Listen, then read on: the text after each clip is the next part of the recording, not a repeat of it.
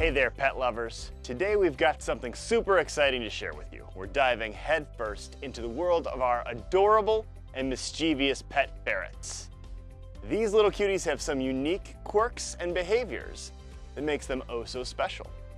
So we're going to talk about the ferret behavioral needs. So let's embark on this fascinating journey together. The first thing we want to talk about when it comes to ferrets is their chewing behaviors and their climbing behaviors. So ferrets have teeth that are constantly wanting to work, and so they're not like a rodent. They don't gnaw, they actually chew. We have to make sure that what we give the ferret access to is ferret chew appropriate.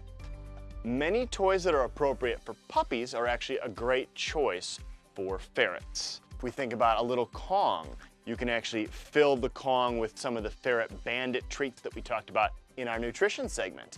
And this would be a good thing. It also has a fairly durable, springy rubber texture, so that's great. And then you also have some harder Nylabones that are designed for puppies that would also be plenty fine and ferret appropriate.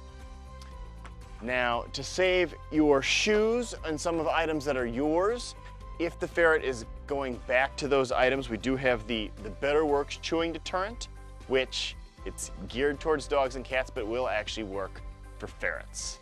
Now, to save your favorite pair of shoes or precious cables, we do also have chewing deterrent. So we always want to try to initially redirect to a positive thing, but if you have a ferret that just keeps going after your stuff, we do have the Better Works spray, which is geared towards dogs and cats, but actually will work on ferrets, and it would be the same process where if you see them nibbling on that thing, you've already offered other options, it went back to that thing it's not supposed to have, spritz in the mouth, spritz on the item, ferret will probably run away, and if they come back to it, it's not going to be something that they're going to want to go to because they can smell this thing that they've tasted, they know it tastes bad. So now, when it comes to climbing, these little acrobats love to show off their skills. So we talked about in the environmental video how ferrets should have multi-level cages that let them climb and jump and to play to their little heart's content. It's like a personal jungle gym just for them. But you then have to trick out your habitat with things that help foster this behavior.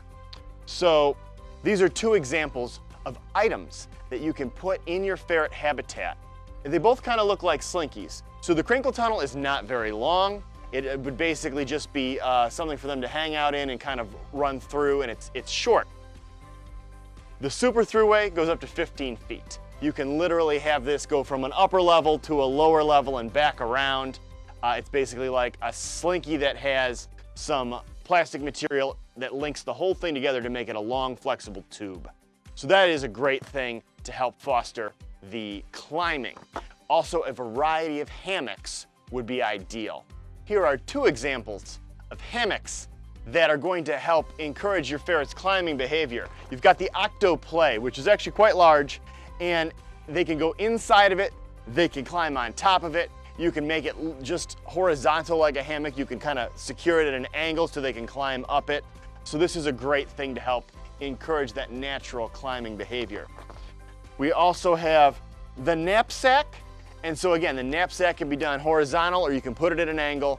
They can climb it, they can also get inside of it to burrow. So this is another example. There are literally dozens of options when it comes to hammocks that are going to help with that climbing and also napping behavior. So that's what you want to do to help kind of encourage those behaviors with your ferret. The next thing we need to talk about is burrowing and investigating. So ferrets are really curious, and a cozy little burrow where they can hide and explore to their heart's content is something to provide. So we've already looked at some of the hammocks that have a pocket where they can get in and burrow. The other thing that's really cool, pop and play. So it's a ball pit for your ferret. So this one comes with balls, but you can actually buy additional packages of balls. The other cool thing about this, it has holes on the side to where you can actually integrate the super throughway. This super throughway attached to the ball pit or multiple ball pits really helps to foster that burrowing behavior. Makes it very interesting for the ferret. Ferrets also like to swim. And so they have a ferret swimming pool that will allow for that. The other thing you can do is use it as a dry swimming pool put your ball pit balls in here. This is going to be solid, so there is not going to be any holes in the side. But multiple uses, dig box, bathtub, pool. This is a fun thing to help encourage some of these other behavioral needs for your ferret. The cozy sack is one other thing that helps facilitate that burrowing behavior. You can have it be so it's flat and the ferret has to figure out how to kind of get up and under. And sometimes you'll come to the ferret's habitat and you'll look for them and you won't even see them because they'll be fully up inside this little sack, just all curled up in there. So that's pretty fun. Now some ferrets will burrow in their litter pan.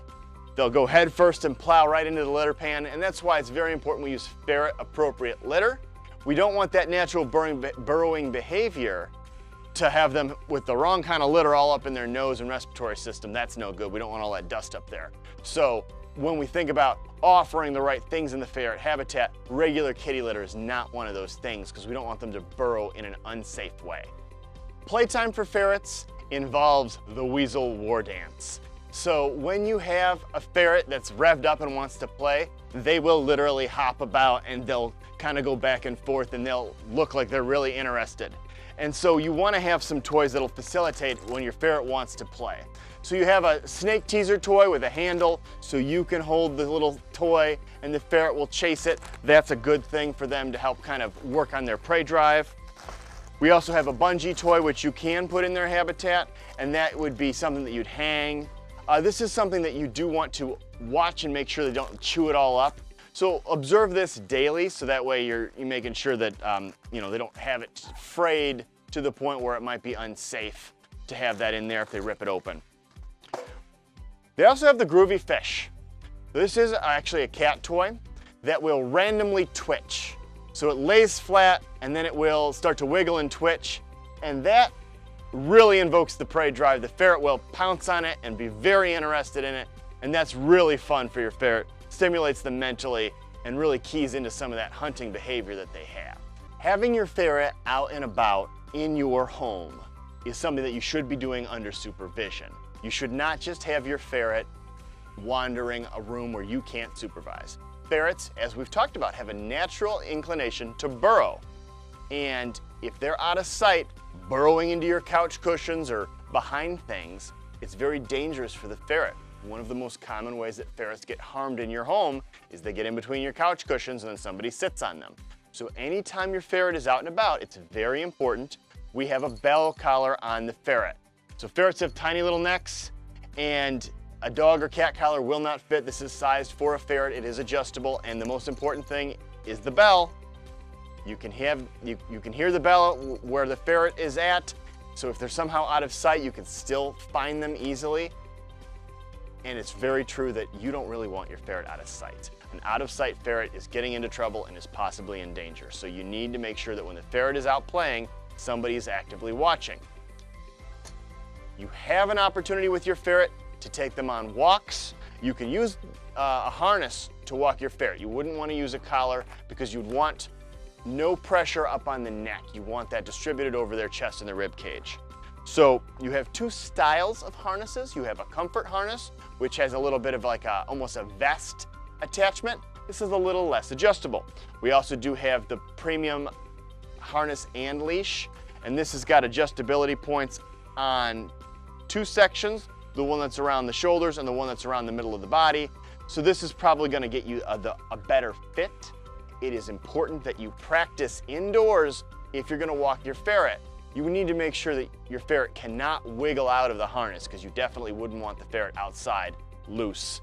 It's a great way to lose your ferret.